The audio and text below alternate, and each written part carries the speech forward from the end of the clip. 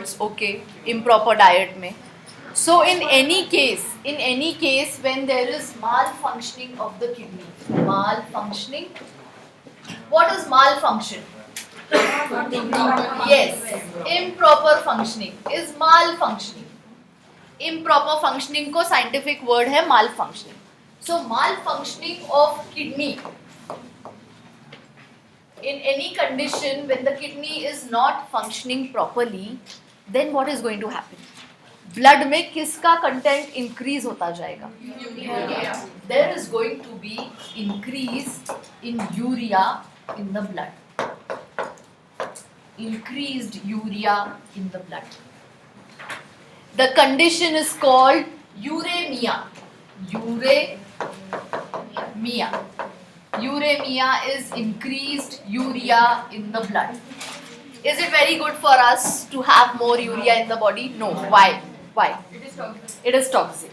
So this is a harmful condition. It will affect the whole body tissues.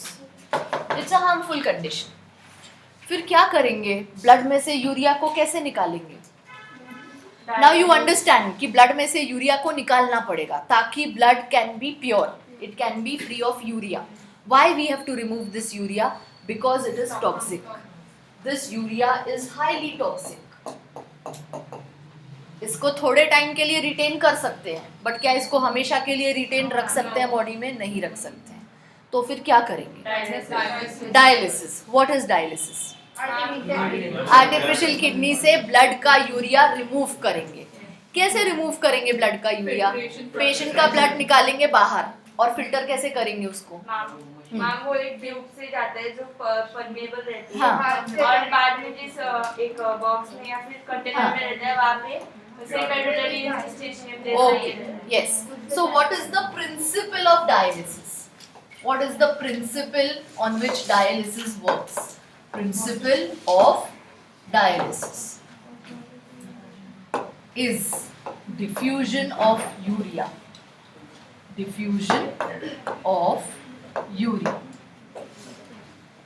Now you are going to tell me कि अगर ये मेरे पास blood का पूरा composition आपको पता है, ये पूरा ब्लड है. With what? अगर ये पेशेंट का ब्लड है तो इंक्रीज्ड यूरिया है और बाकी पूरा सिमिलर ब्लड का कॉम्पोजिशन, जो भी नॉर्मल कॉम्पोजिशन है. ब्लड का क्या कॉम्पोजिशन होता है? Cellular elements and plasma. So majority is plasma. Okay. यहाँ से अगर मुझे यूरिया को डिफ्यूजन से हटाना है तो यहाँ क्या रखना पड़ेगा? यहाँ पे एक सोल्यूशन रखना पड़ेगा which will be isotonic to plasma. Plasma को isotonic but no urea. Do you know कि जैसा ह्यूमन प्लाज्मा है वैसे सैशे मिलते हैं. You get artificial plasma. So this solution is going to be like artificial plasma. It is going to be isotonic to plasma.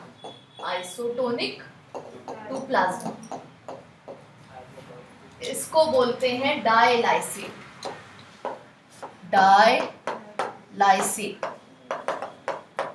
या फिर बोलते हैं डायलाइजिंग फ्लूइड. डायलाइसेट या डायलाइजिंग फ्लूइड. अब मुझे बोलो यूरिया कहाँ से कहाँ जाएगा? अगर ये बीच की मेम्ब्रेन सेमी परमिएबल मेम्ब्रेन है तो यूरिया कहाँ से कहाँ जाएगा? ब्लड से सोल्यूशन. बट एक कंडीशन ऐसी नहीं आएगी क्या जब दोनों 50-50 हो जाएंगे? 50-50 हो जाएंगे तो क्या यूरिया का डिफ्यूजन होगा ब्लड से बाहर? नहीं. देखो यूरिया यहाँ आता जाएगा. एक कंडीशन आएगी जब दोनों 50-50 यूरिया पे पहुंच जाएंगे. यस और नो? यस. उसके बाद यूरिया का डिफ्यूजन होगा क्या इधर? नहीं होगा. सो डायलाइजिंग मशीन में क्या करते हैं? ये वाले सोल्यूशन को बार बार रिप्लेनिश करते रहते हैं. यहाँ से एक इनलेट पाइप रहेगा और यहाँ से एक आउटलेट पाइप रहेगा. What do I mean by replenish? Change करते रहेंगे. हाँ, रिन्यू करते रहेंगे, चेंज करते रहेंगे. क्यों रिन्यू करते रहेंगे इसको? क्योंकि हमको 50-50 नहीं चाहिए. यहाँ पे यूरिया लो रहना चाहिए, तभी तो यूरिया का डिफ्यूजन होगा ब्लड में से. ऑलराइट, तो ये जो पुराना सोल्यूशन है इसको बाहर भेजना पड़ेगा और यहाँ से नया सोल्यूशन डालते रहना पड़ेगा जब तक हमारा पूरा यूरिया ब्लड से एलिमिनेट नहीं हो जाता है. So the principle of dialysis is working on this. It is working on diffusion of urea. कहाँ से कहाँ यूरिया का डिफ्यूजन? ब्लड से डायलाइसेट में, ब्लड से dialysate. And there will be a condition जब दोनों 50-50 पे आ जाएंगे. इसीलिए हम ब्लड को चेंज नहीं करते हैं बट डायलाइसेट सोल्यूशन को चेंज करते रहते हैं सो दैट ये 50-50 वाली कंडीशन नहीं आए. यूरिया हमेशा यहाँ पे कम पे रहना चाहिए, 30 पे रहा, 20 पे रहा तो डिफ्यूजन चलता रहेगा from high concentration to low concentration. When we are saying diffusion, when we are saying passive, it is high concentration to low concentration. तो यहाँ पे लो कॉन्सेंट्रेशन ऑफ यूरिया को मेंटेन करना पड़ेगा सो दैट ये diffusion हो सके. तो क्या करेंगे, पेशेंट की बॉडी से ब्लड लेंगे. कहाँ से लेंगे blood? Usually from the hand, radial artery से लेंगे. ऑलराइट, उसके बाद उसको डायलिसिस मशीन में डालेंगे. ये ब्लड से पूरा यूरिया डिफ्यूज कराएंगे और वापस ये ब्लड कहाँ डालेंगे? पेशेंट की बॉडी में. Alright, so now we will do that diagram of the dialysis machine. See, if this is the patient, ये कौन सा patient है? हाँ, increased urea वाला. The kidney is not working properly. इसकी radial artery. So this is the radial artery. यहाँ से blood लेंगे. Radial artery से blood लिया. अब ब्लड में डालेंगे हेपारिन. Why heparin? हाँ, एंटी कोएगुलेशन के लिए ये रेडियल आर्टरी के ब्लड में डाला हेपारिन. उसके बाद इस ब्लड को just a second,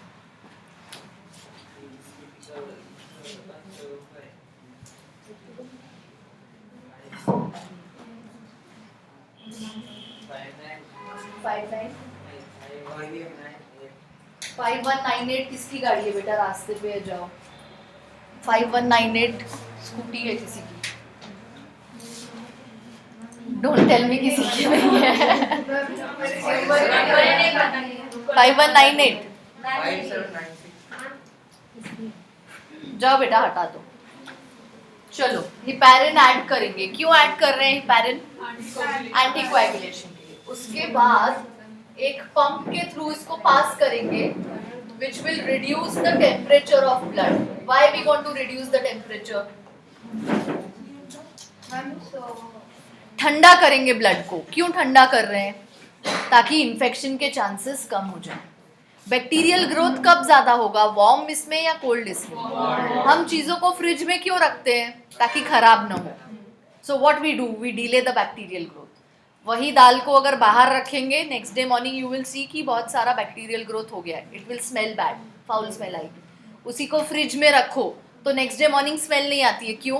because cold conditions they inhibit the infection, they inhibit microbial growth. So we don't want कि ये ब्लड अफेक्ट होना चाहिए, इन्फेक्ट होना चाहिए. So we are going to keep it in cold conditions. उसके बाद इसको डालेंगे डायलाइसिंग मशीन में.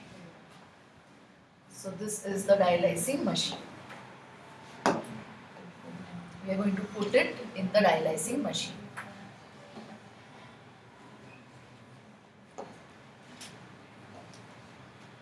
So यहाँ से ये ही ट्यूब आ रहा है, कंटिन्यू हो रहा है. It's going to have these tubes.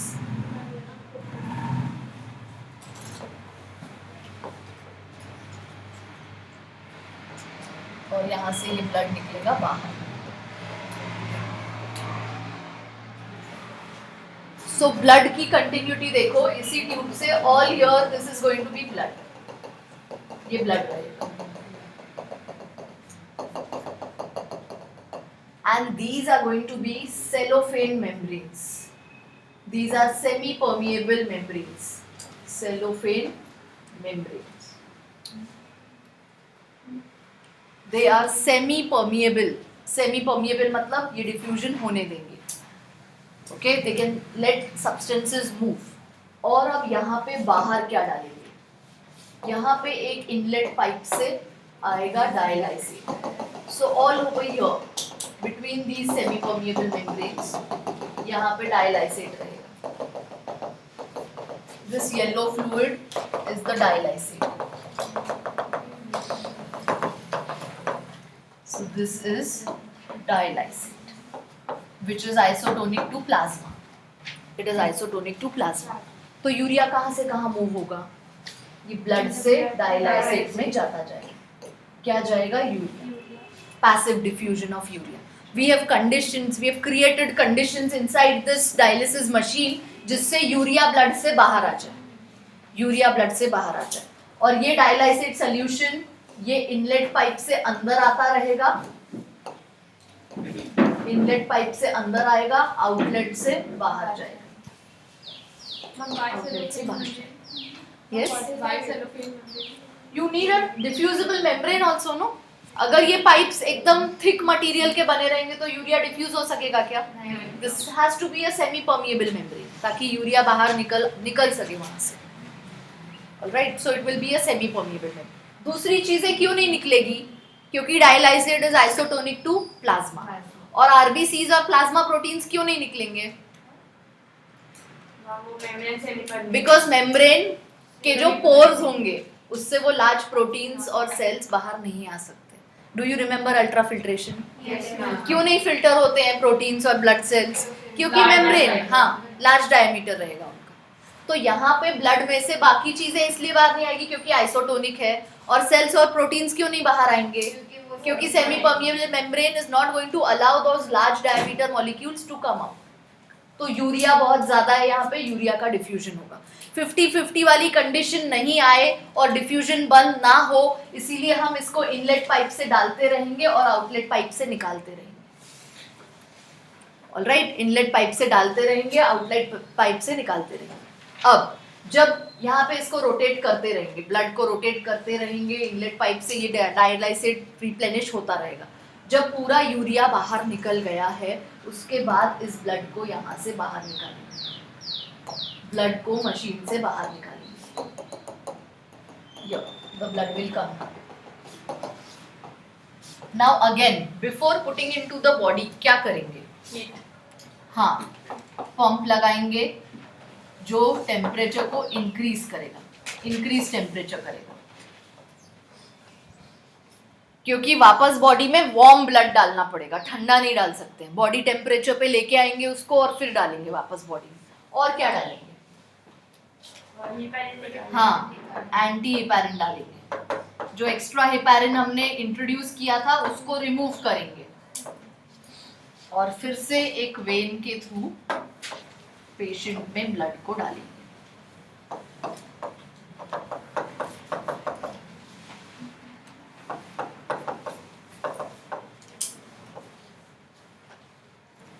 देखो, ब्लड इंट्रोड्यूस किया एक आर्टरी से. This blood was having high urea. The only purpose to put it in this dialysing machine is urea को हटाना है. Why we need this artificial dialysis machine? Because kidney is not functioning properly. Kidney function नहीं कर रही है तो ऐसा होगा क्या कि बॉडी में यूरिया बनेगा ही नहीं? नहीं. यूरिया कहाँ बनता है? लिवर. यूरिया बनेगा because liver is functioning. Urea बनेगा बट यूरिया का एक्सक्रीशन नहीं हो पा रहा है because the kidneys are not functioning properly. तो ये यूरिया को ब्लड से हटाने के लिए ये मशीन को इंट्रोड्यूस करेंगे. पेशेंट का ब्लड यहाँ डालेंगे मशीन में, बट यहाँ पे एक जो सोल्यूशन डालेंगे that will be isotonic to plasma. Okay, do you know the composition of plasma? Yes. वो सारी चीज़ें हम अभी आर्टिफिशियली बना सकते हैं कि नहीं? मिक्सचर करके बना सकते हैं. Alright, so that artificial plasma is available, this will be डायलाइसेट. उसको हम डालेंगे डायलाइसिंग मशीन में और यूरिया का डिफ्यूजन कराएंगे. That is the principle behind this dialysis machine. अब कितने बार करना पड़ेगा ये dialysis? 3 times in a week. Once in a week. In a month. Okay. That will depend on the severity of the disease. Severity of kidney dysfunction.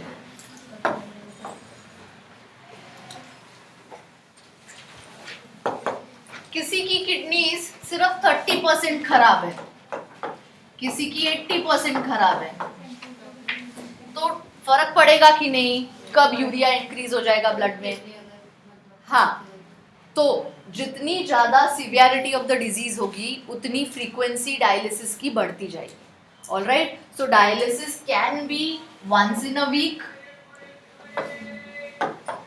Once in a week. It can be 2 times in a week, twice. It can be thrice in a week. Thrice in a week मतलब हर alternate day. हर alternate day. इतनी severity तक वो जा सकता है. अब एक individual जो 40 इयर्स का है और अगर once in a week dialysis करना पड़ रहा है, उसी इंडिविजुअल को 50 इयर्स पे 2 टाइम्स इन अ वीक करना पड़ता है. क्यों? बिकॉज अगर किडनी की डिजीज ठीक नहीं हुई और बढ़ती गई तो डायलिसिस बहुत जल्दी जल्दी करना पड़ेगा. वो कभी कभी कॉम्प्लिकेशंस आते हैं ना डायलिसिस के, अगर टैटू वगैरह कुछ बॉडी पे हाथों में नर्व्स नहीं मिलते हैं, वो होता ही है. So then some other artery और vein is taken. Multiple punctures करके देखने पड़ते हैं. It is related because high BP रहा तो किडनी पे लोड बढ़ता है. पीछे वाली स्लाइड. ओके, ये हॉस्पिटल में करेंगे या घर पे होगा प्रोसीजर?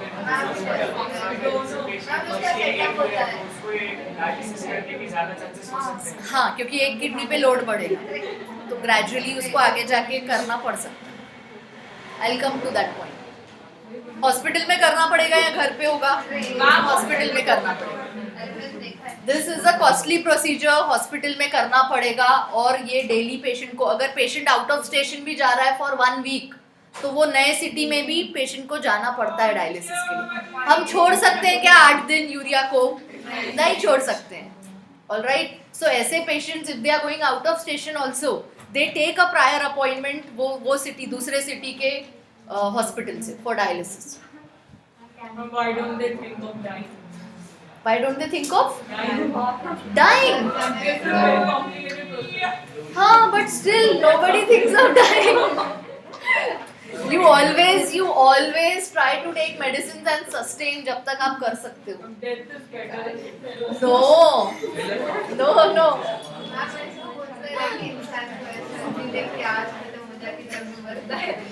ऐसा नहीं है. Patient gets dialysis done and then the patient is fine enough. No. The permanent solution is kidney transplantation. Okay, kidney को transplant करना, we will come to this. But now this procedure, which is utilizing the blood and the blood is taken outside, it is called hemodialysis. Hemodialysis. Hemodialysis. हाँ? वो क्यों निकालना है? पूरा का पूरा वॉल्यूम तो आप वापस डाल रहे हो. हाँ, बट वो जो किडनी का फंक्शन है वही है आर्टिफिशियल किडनी का. हाँ. So some amount of urine comes out no from the body, but उससे पूरा यूरिया नहीं निकलता है because kidneys are not doing the work of filtration. Ma'am, but अगर किडनी पूरी खराब हो गई, हाँ, तो फिर किडनी ट्रांसप्लांटेशन करना पड़ेगा. Right? Now this is hemodialysis. इसका other form, alternative to this hemodialysis, is peritoneal dialysis. What is peritoneal dialysis? Peritoneal ये आप लोगों को है नहीं, बट एमसीक्यूज में you will see this, so you should know something about this. Peritoneal dialysis क्या करते हैं इसमें? पेशेंट का जो अब्डोमेन है, अब्डोमेन की inner lining, this is the peritoneum. हाँ, उसके अंदर ये फ्लूइड डालेंगे. Peritoneal, this is the abdominal cavity. Abdominal cavity में क्या रहेगा? पूरे डाइजेस्टिव ऑर्गन्स रहेंगे हमारे.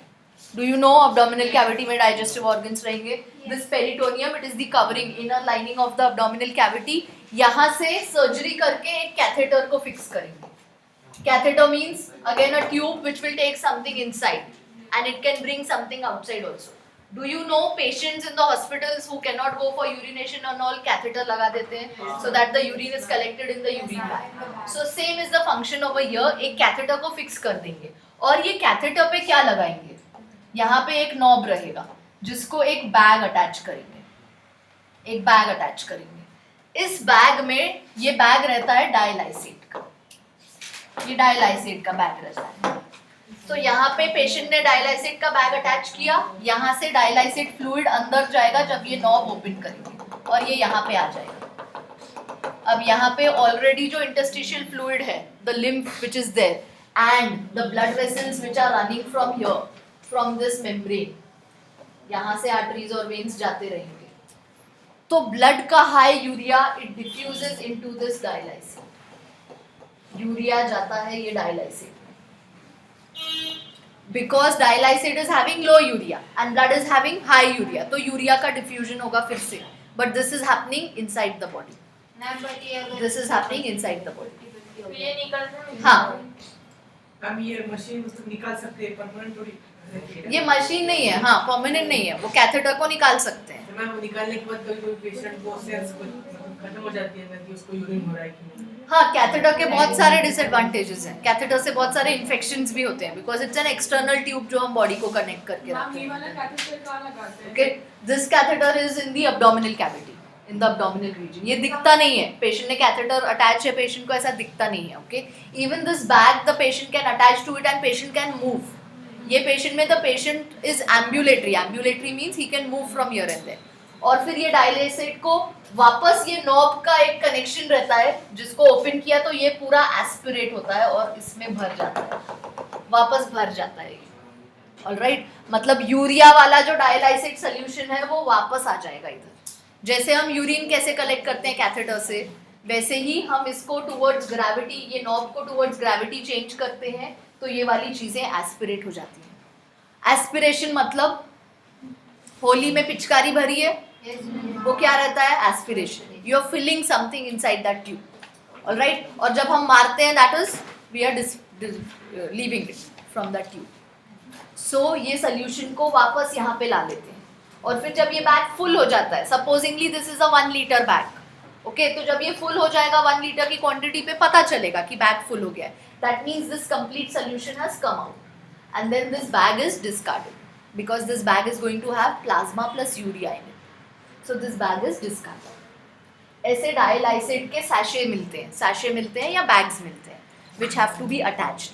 this is an at home procedure। what you both are talking over there, this is an at home procedure। patient can do it on its own। ये less costly है hemodialysis से, it is less costly,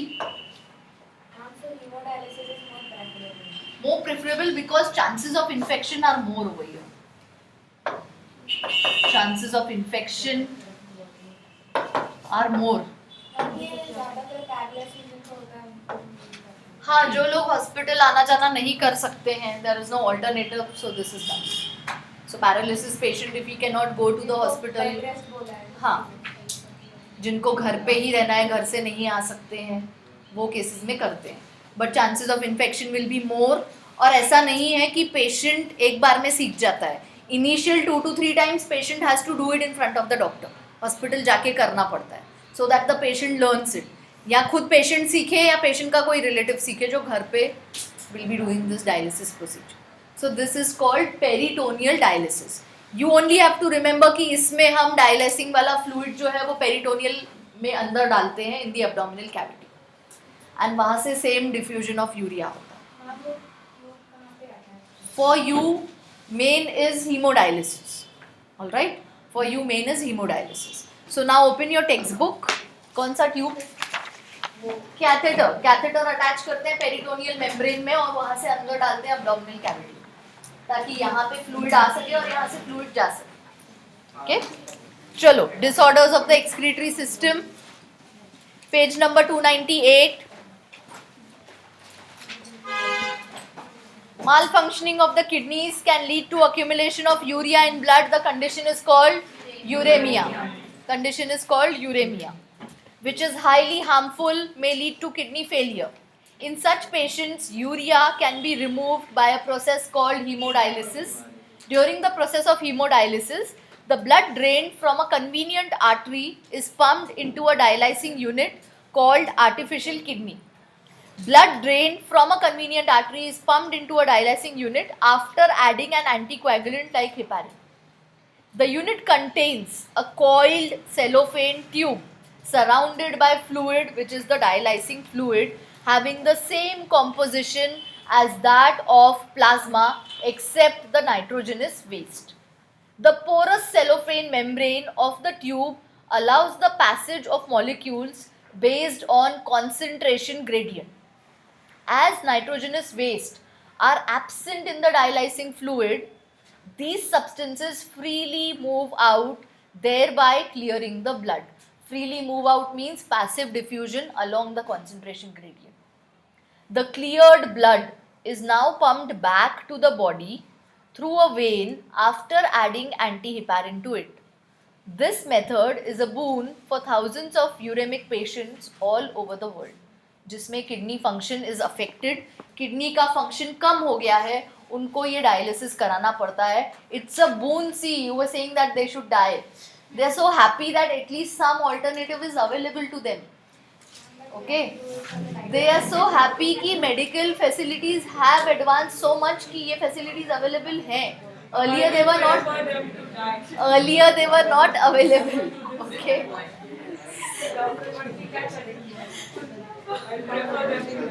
चलो, if at all kidney का बहुत ज़्यादा damage हो गया है या डायलिसिस वाले पेशेंट को नहीं कराना है dialysis, he wants to shift to something better, then he will have to go for kidney transplantation. हाँ, बहुत सारे फैक्टर्स हैं which I will speak now. But do you feel कि किडनी मिलना इतना easy है? Will you give your kidney to your sister? Sister को भी नहीं दोगे? हाँ. So live donors means living donors of kidney are very rare. कोई अपनी किडनी नहीं देता है. And अगर किसी के फादर को भी किडनी ट्रांसप्लांटेशन की ज़रूरत है and if the child wants to give it, father does not take it. Why? Because child की एक किडनी पे फिर लोड बढ़ जाएगा ना. अगर बच्चे के पास एक ही किडनी रहेगी, उसने एक किडनी फादर को दी, तो द चाइल्ड की किडनी में लोड बढ़ेगा नहीं क्या एक किडनी पे? So what the father says that don't give me your kidney because you have to go a long life ahead. So parents also, they don't take it from their children, from their relatives. नहीं लेते हैं, they don't prefer. So that's why I told that there are so many factors, there's many complications are there. That's why I told death is better than this. Beta, this is your opinion, but have you met any patient who is going for dialysis? Yes, He will say dialysis is better than death. Yes, Yes, she will say dialysis is better than death. हाँ.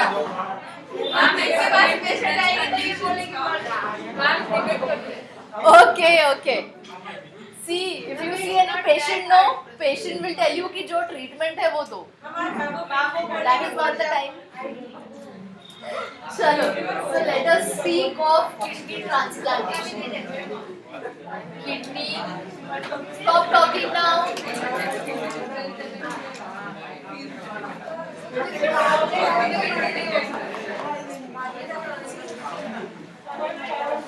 Okay, do you know what is an autograft and what is an allograft? Stop talking now.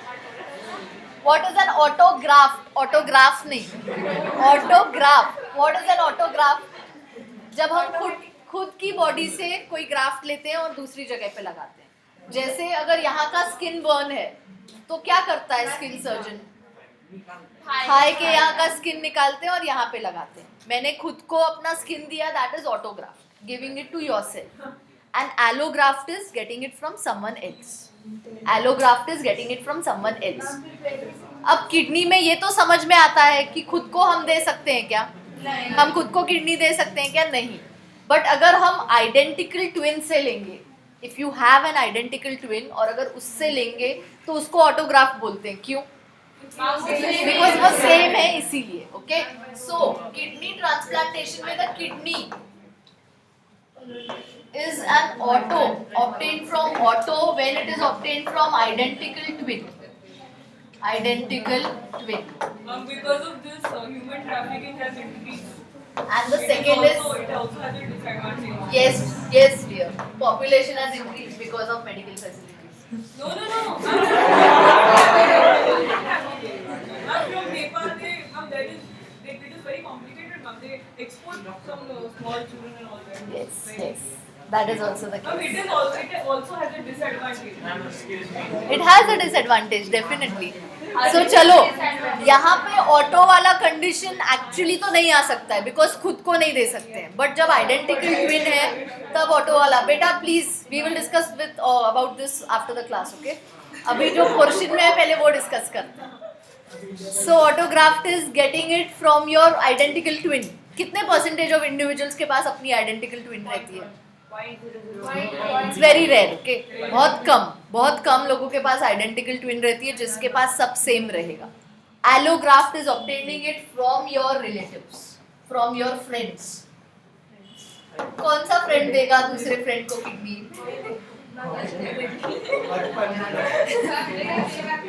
Very rare again. Okay, relative फिर भी देगा. Mother will give it to a child, child will give it to a mother, child will give it to a father, brother will give it to sister. ये cases देखने के लिए मिलते हैं. Kidney cost in crores.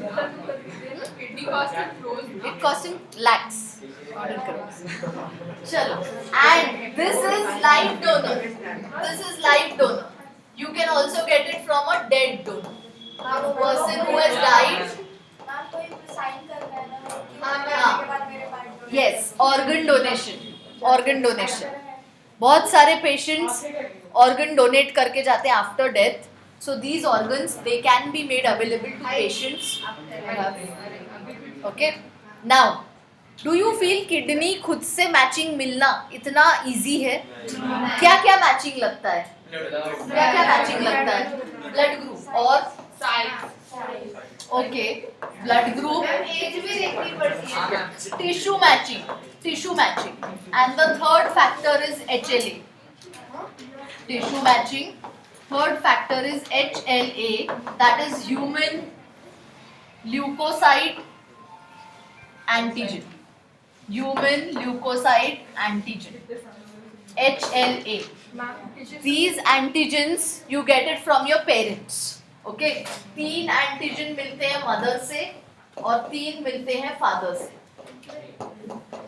Every person has these 6 antigens which are unique.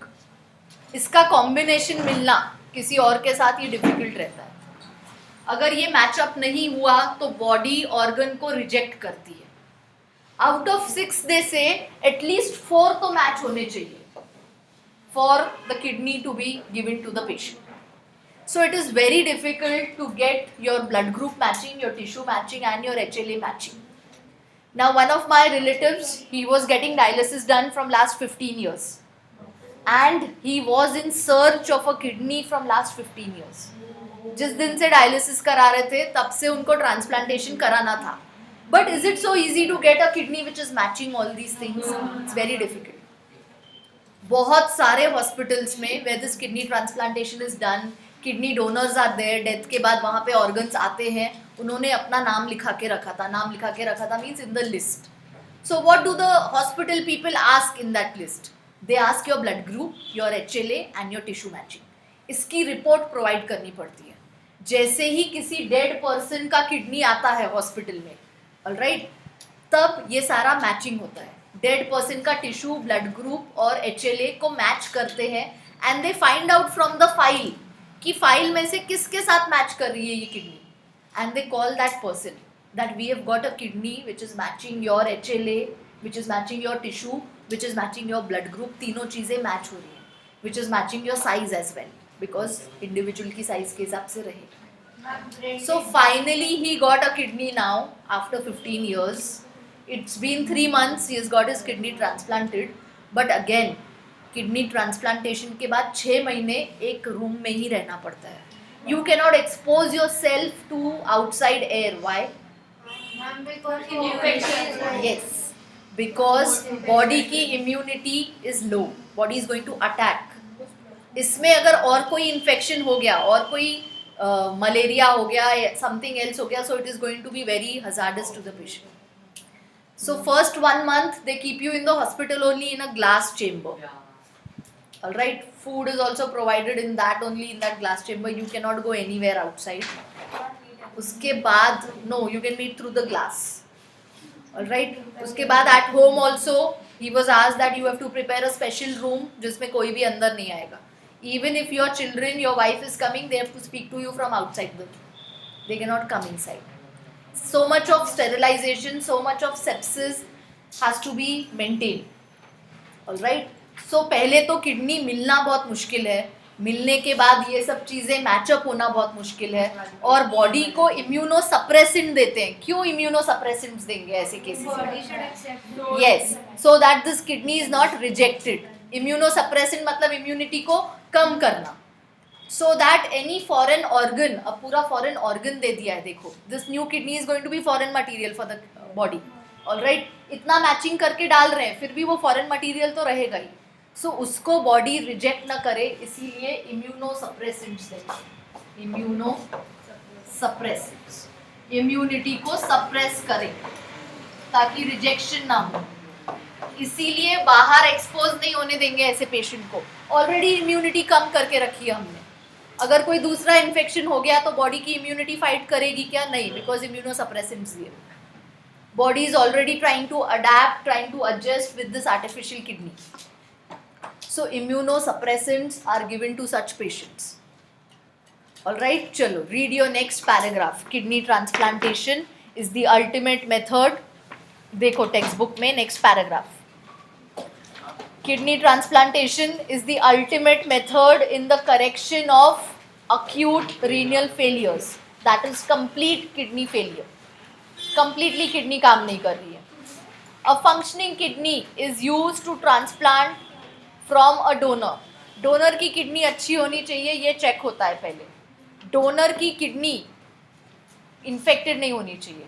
Alright, supposingly if this dead person was having HIV in his life, can we use his kidney? So donor का infection level भी check करना पड़ता है. It is not कि किसी की भी डाल सकते हैं.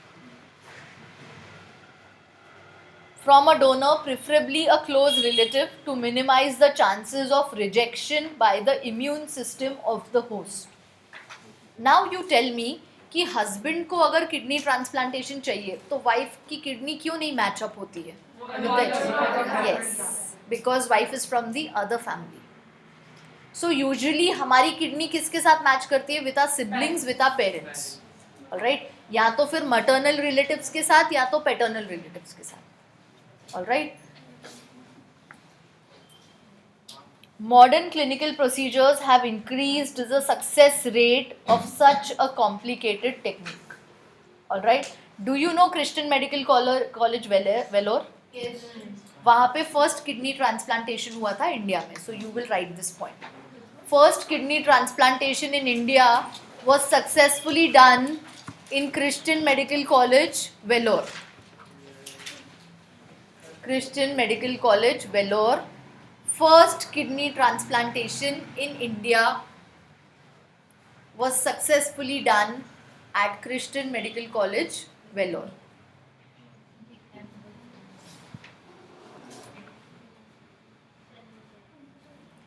Next now, what is renal calculi? Calculi ये word से क्या समझ में आता है? Stone. Okay, deposition of hard substance. Calculi is deposition of hard substance. Do you know teeth पे भी calculus जमा होता है? Yes, so that calculus is deposition of hard substances. Deposition of salts जो hard होते जाते हैं. Okay, so this calculi can be deposited in the kidney also. उसको क्या बोलेंगे? Renal calculi. Renal calculi. Now again, stone अगर एकदम छोटा सा है तो वो कुछ सिम्टम्स देगा क्या? नहीं. छोटा मतलब उसकी डायमेंशंस 2 mm ऐसी रहती है. 2 mm उसकी डायमेंशन, तो 2 mm वाला कोई प्रॉब्लम नहीं देगा. 5 mm वाला भी कुछ प्रॉब्लम नहीं देता है. जब डायमेंशन बड़ा होता जाता है, that is the time when it gives problems. That is the time. क्या प्रॉब्लम होगी किडनी स्टोन से? मैम ब्लॉकेज हो जाता है. ब्लॉकेज होगा. Yes. What else? Painful urination. Okay, painful urination, there will be blockage. This can come to the pelvis region, can even come to the ureters. तो ureters भी block हो सकते हैं. हाँ. Blood can also flow. Blood can also flow With urine. with urea. हाँ, filtration का काम कम हो जाएगा. Okay, multiple stones रहे किडनी में तो किडनी का डिजीज हो जाता है, किडनी की एक्टिविटी कम हो जाती है, जिसकी वजह से ब्लड में यूरिया इंक्रीज होता जाएगा. So that is all with renal calculi. See the next point, which is more harmful. Kidney stones are kidney you tell me.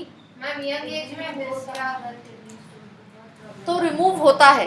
Kidney stone को कैसे रिमूव करेंगे? छोटा स्टोन होगा तो कैसे रिमूव करते हैं? यस, डिसॉल्व कर देते हैं उसको। Okay, so medications are given, drugs are given, जो ये स्टोन को धीरे धीरे ब्रेक करते रहेंगे, डिसॉल्व करते रहेंगे। Okay. नहीं, इट्स नॉट हेरिडिटरी। हम बोलते हैं कि hereditary your structure is such, your organ is such that it is predisposing to these conditions, but still क्या बोलते हैं कि पेशेंट क्या नहीं पीता है ज्यादा तो किडनी स्टोन होता है? पानी। Why is water hereditary? Because flushing effect जो होता है सॉल्ट्स का, okay, if there is less water body is going to conserve more and more water. जब पानी नहीं है तो फ्लशिंग इफेक्ट कम हो जाता है। सो ये सॉल्ट्स जो हैं एक जगह पे जाके डिपॉजिट होते जाते हैं। तो अगर ये एक एरिया बन गई किडनी में जहाँ सॉल्ट्स डिपॉजिट हो रहे हैं, तो यहाँ और सॉल्ट्स आते जाते हैं और एक किडनी स्टोन बनता जाता है। ऑलराइट, 2-3 जगह पे जहाँ पे सॉल्ट्स डिपॉजिट हो गए तो मल्टीपल किडनी स्टोन्स बोलते हैं, विच इज हार्मफुल। अगर ये बहुत छोटे हैं तो उसको डिसॉल्व कर देते हैं। ऑलराइट, ये छोटों का सिम्टम कैसा है? छोटों का सिम्टम, छोटे आर एसिम्टोमेटिक। तो ये कैसे डिटेक्ट होते हैं ये? जब पेशेंट कोई और चीज के लिए रेडियोग्राफी करा रहा है, या अभी बहुत पेशेंट्स ने सीटी स्कैन कराया ड्यूरिंग कोविड, तब डिटेक्ट होता है। या हमने अल्ट्रासोनोग्राफी कराई for some other reason, a pregnant female she is getting ultrasonography done of the uterus, okay, तो ये किडनी का स्टोन डिटेक्ट होता है।